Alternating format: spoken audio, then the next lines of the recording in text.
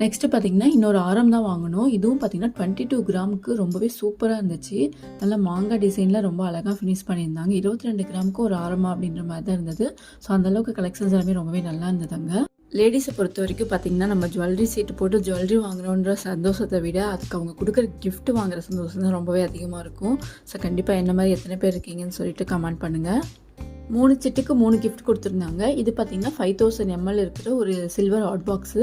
நல்ல பெரிய சைஸு ரொம்பவே நல்லா இருந்தது. இது பார்த்தீங்கன்னா 5 லிட்டர் கெப்பாசிட்டி இருக்கிற ஒரு அலுமினியம் குக்கர் வாங்கியிருந்தோம். இது 2 பீஸ் வாங்கிக்கிட்டோம். ஒரே மாதிரி 5 லிட்டர் கெப்பாசிட்டி இருக்க குக்கர் 2 வாங்கிக்கிட்டோம். 2 சீட்டுக்கு நான் 1 அம்மா 1 எடுத்துக்கிட்டோம்.